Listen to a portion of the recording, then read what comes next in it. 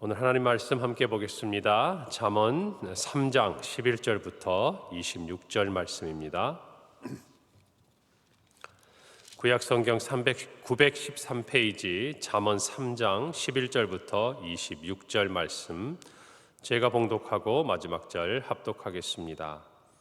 내 아들아, 여호와의 징계를 경히 여기지 말라. 그 꾸지람을 싫어하지 말라. 대저 여호와께서 그 사랑하시는 자를 징계하시기를 마치 아비가 그 기뻐하는 아들을 징계함같이 하시느니라. 지혜를 얻은 자와 명철을 얻은 자는 복이 있나니 이는 지혜를 얻는 것이 은을 얻는 것보다 낫고 그 이익이 정금보다 나음이니라. 지혜는 진주보다 귀하니 내가 사모하는 모든 것으로도 이에 비교할 수 없도다. 그의 오른손에는 장수가 있고 그의 왼손에는 부귀가 있나니 그 길은 즐거운 길이요 그의 지름길은 다 평강이니라. 지혜는 그 얻은 자에게 생명나무라. 지혜를 가진 자는 복되도다. 여호와께서는 지혜로 땅에 터를 놓으셨으며 명철로 하늘을 견고히 세우셨고 그의 지식으로 깊은 바다를 갈라지게 하셨으며 공중에서 이슬이 내리게 하셨느니라. 내 아들아, 완전한 지혜와 근신을 지키고 이것들이 내 눈앞에서 떠나지 말게 하라. 그리하면 그것이 내 영혼의 생명이 되며 내 목의 장식이 되리니 내가 내 길을 평안히 행하겠고 내 발이 거치지 아니하겠으며 내가 누울 때에 두려워하지 아니하겠고 내가 누운즉 내 잠이 달리로다. 너는 갑작스러운 두려움도 악인에게 닥치는 멸망도 두려워하지 말라. 함께 읽습니다. 대저 여호와는 내가 의지할 이시니라. 내 발을 지켜 걸리지 않게 하시리라. 아멘. 우리는 하나님에 대해서 여러 가지 생각들을 가지고 있습니다. 사랑의 하나님, 또 오래 참으시는 하나님, 우리에게 참으로 한이 없는 자비와 긍휼하심으로 다가오시는 하나님. 그런데 성경에 보면 하나님께서는 자기의 자녀들을 또한 징계하시는 하나님이신 것을 저와 여러분이 알아야 합니다. 이것은 비단 하나님을 생각할 그 부분만이 아니라 인간적인 부모와 자녀의 관계를 생각해 보더라도 우리는 자녀들을 사랑하기 때문에 오래 참고 또 자녀가 필요한 것을 공급해주고 또 자녀가 원하는 것을 들어주고 함께 기뻐합니다. 그러나 한편으로는 그 자녀의 앞으로의 삶에 대해서 정말 더 염려하고 근심하고 또 위하기 때문에 자녀가 알아야 할 것을 알지 못하거나 또 돌이켜야 할 자리에서 돌이키지 않을 때 우리는 마땅히 자녀를 훈육합니다. 오늘 성경에 보면은 내 아들아, 여호와의 징계를 경히 여기지 말라. 그 꾸지람을 싫어하지 말라라고 이야기합니다. 우리가 자녀를 기르다 보면 훈육을 해야 되고 또 마땅히 그것이 필요한 시간들이 있습니다. 그런데 평소에 잘 듣던 자녀들도 어느 순간에는 그것들을 오늘 성경에 있는 대로 거절하거나 또는 부모의 어떤 징계에 대해서 또 훈육에 대해서 싫어하는 것들을 우리가 보게 되는 경우가 있습니다. 대부분 어떤 경우 그런가요? 우리들이 볼 때는 아직도 여전히 아이이고 또 많은 것들을 배워야 할 나이인데도 스스로 다 자랐다고 생각하는 것이죠. 물론 여기에는 이제 부모의 정당한 훈육을 이야기하는 것입니다. 부모 또한 늘 감정에 치우쳐서 자녀들을 대하지 않고 또 노엽게 하지 않도록 우리가 노력해야 합니다마는 하나님께서는 분명히 자녀들에게 말씀으로 가르치고 또 하나님에 대해서 알도록 훈육할 뿐만 아니라 이 세상에서도 우리 부모들을 통해서 자녀들이 바르고 건강하게 자라도록 우리에게 맡겨주셨어요. 그런데 자녀들 스스로가 이제 자기들이 다 자랐다고 생각하면, 이제 자기들도 어른이 되었다고 생각하면, 그래서 배우기와 또 훈육받기를 거절하게 되면 오히려 그것들이 자녀들에게 있어서 좋지 않은 결과로 나타나는 것들 우리가 많이 봅니다. 오늘 이 잠언의 기자는 이야기하죠. 내 아들아, 여호와의 징계를 경히 여기지 말고 그 꾸지람을 싫어하지 말라라는 것입니다. 저와 여러분도 우리 인생에 그럴 때가 있습니다. 하나님께서는 우리를 자녀처럼 대하십니다. 이어지는 12절에 보면 대저 여호와께서 그 사랑하시는 자를 징계하시기를 마치 아비가 그 기뻐하는 아들을 징계함같이 하신다. 즉 사랑하는 아들, 사랑하는 딸을 대우하는 마음으로 하나님께서는 그렇게 하시는 것이라는 것이죠. 그런데 자녀된 자리에 있는 저와 여러분이 하나님께서 그와 같은 마음으로 다가오실 때 그것들을 가볍게 여기거나 또는 싫어하게 되는 모습이 우리에게 있다라는 것입니다. 어떤 영역에서 그럴까요? 나도 알고 있다라고 생각하는 것이죠. 나도 자신이 있다라고 생각하는 것이. 이것은 하나님이 가르쳐 주시지 않아도, 또 하나님이 굳이 이렇게 말씀해 주시지 않아도 내가 충분히 잘 알고 있다라고 스스로 느끼는 부분이 있기 때문이라는 것입니다. 우리가 인생을 살아가면서도 다른 사람의 권면과 충고와 또 사랑의 어떤 조언을 잘 듣다가도 어느 순간에는 그 부분들을 우리가 받아들이지 않거나 거절할 때가 있습니다. 어떤 영역에 그렇습니까? 나도 충분히 알고 있고 어쩌면 그 사람보다 내가 더 잘 알고 있다고 생각하는 영역에 대해서는 사람들이 쉽게 마음을 열고 들으려고 하지를 않습니다. 그런데 하나님과의 관계에서도 비슷한 부분이 있어요. 내가 이 땅을 살아가면서 감히 하나님과는 비교할 수 없지만 다른 사람에 비교해서 내가 조금 더 나은 것, 신앙생활을 하다 보면 우리가 고집 부리는 게 있어요. 교회 안에서도 내가 세상에서 사람들에게 조금 더 인정받고 조금 더 실력을 쌓고 이것은 내가 남들보다 조금 더 잘 알고 있다라고 생각하는 영역에 딱 부딪히게 되면 우리는 하나님의 말씀보다, 하나님께 기도하는 것보다, 하나님의 뜻을 묻는 것보다 내 뜻대로 하기를 원하고 내 생각대로 하기를 원하고 말씀을 통해서 듣게 되더라도 내 고집을 쉽게 버리지 못하는 것들을 보게 되는 것이죠. 오늘 그와 같은 정말 이 땅의 성도들 그리고 하나님의 자녀인 저와 여러분에게 하시는 말씀으로 받아야 될 줄 믿습니다. 여러분, 가볍게 여기지 않아야 합니다. 싫어하지 않아야 합니다. 하나님이 우리를 사랑하셔서 하는 말씀이라는 것을 저와 여러분이 무겁게 받아들이고 돌이킬 줄 알아야 돼요. 여러분, 어떤 사람이 지혜로운 사람입니까? 실수하지 않는 것이 아니에요. 여러분, 정말 나이가 많은 부모나 또는 어떤 선배나 또는 선임자의 위치에 있더라도 다른 사람의 말에 귀를 기울이고 그것들을 받아들인다는 것은 굉장한 장점이 되는 것을 저와 여러분이 세상을 통해서도 알 수 있습니다. 여러분, 왜 부모와 자녀의 사이가 깨어집니까? 어떤 부분에 있어서 부모님들이 물론 많은 세상의 지혜가 있지만 또한 세상이 변해가려는 것들에 대해서 완고하기 때문에 그래요. 자녀들의 입장과 생각을 받아들여주지 않기 때문에 그런 부분이 있는 것입니다. 여러분, 저와 여러분이 살아가면서도 그와 같을진데 하물며 이제는 비교할 수 없는 하나님의 그와 같은 은혜와 또 가르침에 대해서, 말씀에 대해서, 모든 교훈에 대해서 여러분, 우리가 자녀들에게 그렇게 가르치면서 저와 여러분이 그것을 가볍게 여기거나 싫어한다면 어떻게 그것이 하나님께서 저와 여러분에게 주시는 부모로서 또는 교회 지도자로서 또 무엇인가를 가르쳐야 되는, 인도해야 되는 그 자리에서 합당한 위치에 있다고 이야기할 수 있겠습니까? 합당한 역할을 하고 있다고 우리가 이야기할 수 있겠습니까? 저와 여러분 모두가 먼저 우리 자신을 돌아봐야 할 줄로 믿습니다.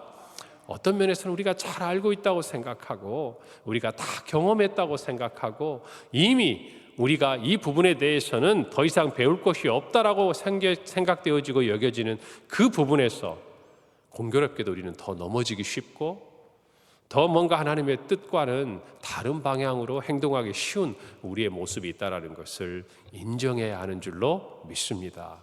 여러분, 그래서 우리는 늘 이렇게 하나님 앞에 물어야 하는 것이, 기도해야 하는 것이에요. 아는 것도, 할 수 있는 것도 하나님 앞에 여쭤보아야 하는 것입니다. 그럴 때 하나님은 우리가 경험한 것들을 더욱 깨닫게 하세요. 우리가 알고 있는 것들에 더욱 확신을 주십니다. 그리고 하나님께서 행하고자 하시는 일들을 우리에게 알려주시는 분임을 믿으시기를 바랍니다. 우리가 잘 아는 대로 히브리서 12장 7에서 8절에서 보면 너희가 참음은 징계를 받기 위함이라. 하나님이 아들과 같이 너희를 대우하시나니 어찌 아버지가 징계하지 않는 아들이 있으리요. 징계는 다 받는 것이거늘 너희에게 없으면 사생자여 친아들이 아니다라고 이야기를 합니다.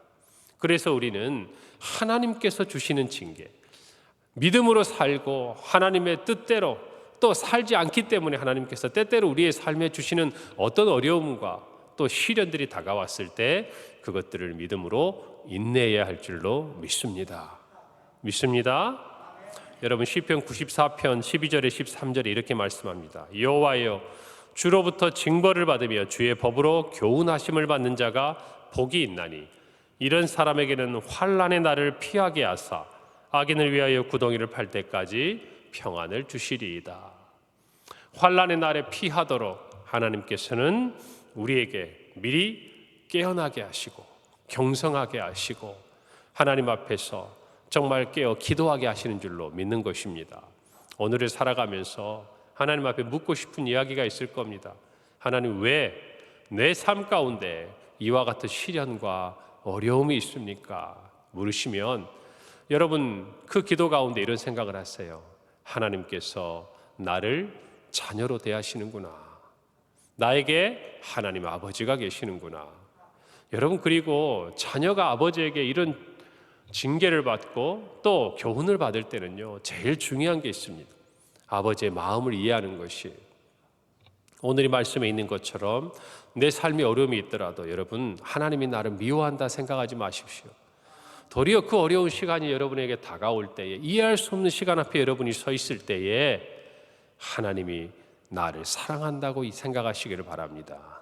그렇게 믿으시기를 바랍니다. 그리고 사랑하기 때문에 주는 이 징벌에는 상처가 남지 않아요. 여러분, 자녀들도 마찬가지. 우리가 훈육을 할 때 우리의 자녀들의 마음이 부모님이 나를 위해서 나를 사랑하기 때문에 이와 같이 나에게 징계하시고 벌을 내리고 때로는 회초리를 든다고 생각하면 여러분, 그것은 상처가 남지 않습니다. 그러나 우리가 감정으로 자녀들을 대하면요, 노엽게 하면 그것들이 상처가 돼서 오랜 시간이 지나도 여러분, 부모 자녀 간에도 또 형제 간에도 그것들이 깊은 아픔으로 남아있는 것들을 우리가 보게 됩니다. 여러분, 그러나 하나님은 그렇게 우리를 대우하시는 분이 아닌 줄 믿으시기를 바랍니다. 그러므로 하나님의 그 마음을 깨닫고 저와 여러분 모두가 오히려 징계를 통해서 하나님의 사랑을 깨닫기를 바랍니다. 그리고 그 징계로부터 속히 여러분이 벗어나 하나님의 인도하시는 선한 길로 들어가시는 저와 여러분이 되기를 간절히 바랍니다. 여러분, 오늘 잠언 이어지는 13절에서는 이렇게 말합니다. 지혜를 얻은 자와 명철을 얻은 자는 복이 있다라고 성경은 기록하고 있습니다. 그리고 18절에 지혜는 그 얻은 자에게 생명나무라, 지혜를 가진 자는 복되도다라고 이야기합니다. 이 13절부터 18절의 말씀은 아슈레라는 단어가 머리에서 시작해요. 이 말은 이런 뜻입니다. 복되도다. 먼저 선언하는 것이, 어떤 사람이, 지혜가 있는 사람이 복되도다, 이 말을 선포하고 있는 것입니다. 여러분, 세상에서 가장 귀한 것이 무엇입니까? 어떤 자가 가장 부유한 자입니까? 저와 여러분이 무엇을 소유해야 이 땅에서 행복한 삶을 살아갈 수가 있겠습니까? 지혜자는 말하는 것이죠. 이 성경 본문을 통해서 무엇보다도 지혜가 필요하다라는 것입니다.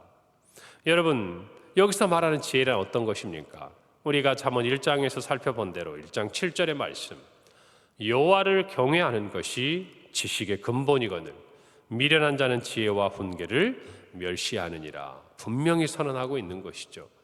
우리가 갖는 이 지혜, 이 세상 안에서 정말 하나님이 주시는 복된 삶을 살아가는데 반드시 필요하고 그 무엇보다도 귀하고 소중한 지혜는 여러분, 세상으로부터 오는 것이 아닙니다.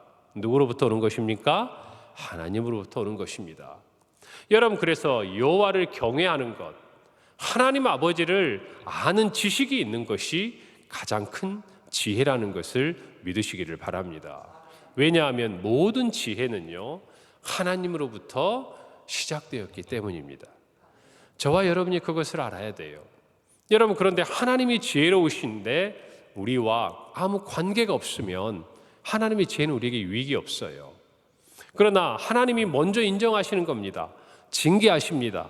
우리를 어떤 사람처럼? 사랑하는 자녀처럼 대우하시는 거예요. 그렇기 때문에 하나님의 이 지혜는 당연히 누구를 향해 있습니까? 저와 여러분을 향해 있다라는 것입니다. 그러므로 저와 여러분이 살아가면서 이 땅에서 다른 것을 구하기 전에 하나님 앞에 지혜를 구해야 합니다. 조금 더 정확하게 이야기하면 먼저 하나님을 구해야 돼요.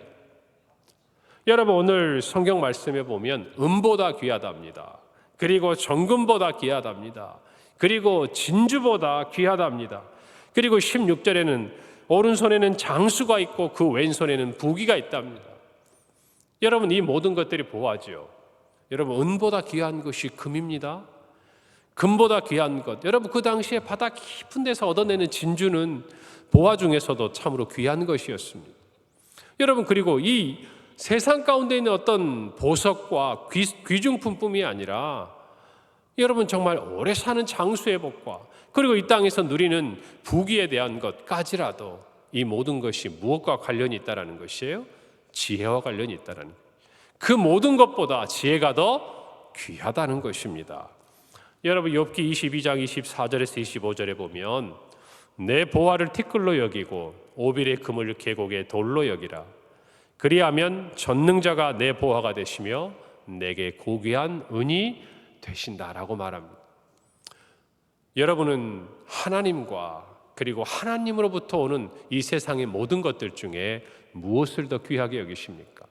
참 지혜로운 사람은 지난 주일에도 말씀드렸지만 손에 주어지는 선물보다 그 선물을 주시는 손을 바라보는 것이, 나에게 주신 이 은혜가 어디로부터 왔는지를 아는 사람, 그것이 참 지혜예요. 그것을 알게 되면 그것을 우리에게 주시는 하나님을 사모하게 됩니다. 그 하나님을 바라보게 됩니다. 할렐루야. 오늘 이 땅을 사랑하는 많은 사람들이 허무에 빠진 이유가 뭡니까? 우리가 이 땅에서 원하는 그것들은 얻었어요. 그런데 정작 무엇을 얻지 못한 것입니까? 그것을 주시는 하나님을 만나지 못한 것이, 그 하나님이 우리를 어떤 마음으로 대하고 계시는지를 깨닫지 못할 때 우리는 비록 세상에 좋은 금과 또 진주와 이 세상의 많은 삶에 정말 유익한 것들을 얻었다 할지라도 인생의 허무 가운데 빠지게 되는 것을 알아야 합니다. 15절에 보면 진주보다 또 그보다 우리가 사모하는 모든 것으로도 비교할 수가 없다라고 이야기를 하고 있습니다. 사랑하는 성도 여러분, 우리는 한 사건을 기억하면 좋을 것 같아요. 솔로몬이 왕이 되고 기브온에서 하나님께 1000번제를 드렸습니다. 하나님께서 그 밤에 솔로몬에게 나타나셨죠. 그리고 내가 너에게 무엇을 줄 거라고 물으셨습니다. 여러분, 그때 솔로몬이 뭘 구했죠? 우리가 아는 대로 지혜를 구했습니다. 그런데 그 지혜는 조금 구체적인 것이었어요. 왕으로서 기본적으로 해야 할 임무가 무엇이냐면 전쟁이 일어나면 전쟁을 이끌고 가고 또 여러 가지 일이 있죠. 그러나 매일 왕에게 주어진 하나의 임무는 뭐였냐면 백성들의 송사를 재판하는 것입니다. 솔로몬이 그 일을 감당하기에 또 그것을 감당하면서 너무나 자신의 지혜가 부족하다는 것을 깨달았어요. 그래서 그에게 듣는 마음을 주십시오. 그래서 이 하나님의 백성들을 재판하는데 선악을 분별하게 해주십시오. 여러분, 우리가 말하는 온 세상의 지혜를 이야기할 때 그 대표격인 이 솔로몬의 지혜는 바로 이 기도에서 시작된 것이에요. 그 지혜의 근원 되시는 누구에게 구한 것입니까? 하나님께 구한 것입니다. 이것이 하나님 마음에 들었어요. 그럴 때 하나님이 뭐라고 얘기하십니까? 내가 다른 것을 구하지 않고 송사를 듣고 분별하는 지혜를 구했으니 내가 지혜롭고 총명한 마음을 너에게 줄 것이다. 너의 이전에도 이후에도 너와 같은 사람이 없을 것이다. 뿐만 아니라 내가 구하지 아니한 부귀와 영광까지도 너에게 주겠다라고 이야기를 합니다. 여러분, 오늘 이 성경의 말씀이 그대로 드러나는 거 아니겠습니까? 저와 여러분도 마찬가지예요. 여러분, 이 땅을 살아가며 좋은 것을 구하기를 바랍니다. 우리의 지혜가 어디로부터 와야 하는지를 분명히 깨닫기를 바랍니다. 야고보서 1장 5절은 말씀합니다. 너희 중에 누구든지 지혜가 부족하거든 모든 사람에게 후히 주시고 꾸짖지 아니하시는 하나님께 구하라. 그리하면 주시리라 그랬어요. 중요한 것은 이겁니다. 그 지혜가 어디로부터 오는지를 알아야 하는 것이 중요한 것은 그 지혜가 어디로부터 오는 줄을 알고 그것을 하나님이 우리에게 주시기를 기뻐한다는 것을 알아야 돼요. 그래야 구할 수 있는 것입니다. 오늘 저와 여러분이 이 새벽에 그 지혜를 깨닫기를 바랍니다. 이어지는 19절 20절에 하나님께서 천지 창조 이 모든 만물을 지으심에 하나님의 지혜로 하셨다. 하나님의 지식으로 하셨다고 말합니다. 우리는 이 세상을 살아가면서 하나님께서 이 세상 가운데 베풀어 두신 지혜를 볼 수 있어야 합니다. 떠오르는 태양을 보며 또 정말 낙조를 보면서 또 계절이 바뀌는 이 모든 것들을 보면서 우리는 무엇을 느껴야 합니까? 이 순간순간 이 세상 모든 만물 가운데 임해 있는 하나님의 지혜를 우리는 발견할 수 있어야 됩니다. 그것뿐만 아니에요. 그것을 바라봄으로 인해서 저와 여러분을 향해 우리를 사망 가운데서 생명으로 옮기신 하나님의 지혜를 또한 깨달아야 할 줄로 믿습니다. 그것이 참 지혜를 갖는 것이, 우리는 세상에 있는 지혜롭고 똑똑하고 지식이 많은 사람보다 세상에서 결코 지혜롭다 말할 수는 없습니다. 그러나 분명한 것은 진정한 지혜는 하나님을 알지 못하는 이 세상에 어떤 지식을 가진 사람보다 하나님을 알고 그 구원 가운데 있는 저와 여러분이 참 지식을 소유한 사람들인 줄 믿으시기를 바랍니다. 그리고 그 지혜를 따라 살아가시기를 바랍니다. 그 지혜가 비록 이 땅에서 고난과 어려움 가운데 지나간다 할지라도 저와 여러분을 보호하실 것입니다. 왜냐하면 그 지혜는 하나님으로부터 오기 때문입니다. 오늘 저와 여러분이 우리에게 주신 그 지혜를 간직하고 모든 일에 주님께 묻고 주님께 기도함으로 정말 우리의 발이 걸려 넘어지지 않도록 우리의 삶에 인도하시는 하나님의 보호하심을 체험하는 귀한 한 날이 되기를 바라고, 참 지혜에서 떠나지 않는 저와 여러분의 삶이 되기를 간절히 바랍니다. 함께 기도하겠습니다. 하나님 아버지, 은혜를 감사합니다. 오늘 말씀을 마음에 새기고 주님 앞에 나아갑니다. 우리의 삶에 하나님의 징계하심이 보이거든 정말 그 징계 안에 숨어있는 하나님의 사랑을 깨닫는 우리가 되게 하여 주시옵소서. 참 지혜이시자 지혜의 근원이신 근본이신 하나님 앞에 정말 우리의 지혜 없음을 구하고 또 그 지혜를 사모하게 하사 하나님 아버지 정말 주님의 도우심을 때때로 받고 주님의 보호하심 가운데 거하게 도와 주시옵소서. 보다 중요한 참 하나님의 지혜이신 예수 그리스도를 우리가 믿음으로 고백하고 우리의 삶에 구원받은 하나님의 자녀답게, 사랑받는 자녀답게 주님과 동행하는 오늘 한 날이 되게 하여 주시옵소서. 두려워하거나 놀라지 말고 하나님의 지혜 안에 담대히 거하는 우리 모두가 되게 하여 주시옵소서. 감사드리고 예수님의 이름으로 기도합니다. 아멘.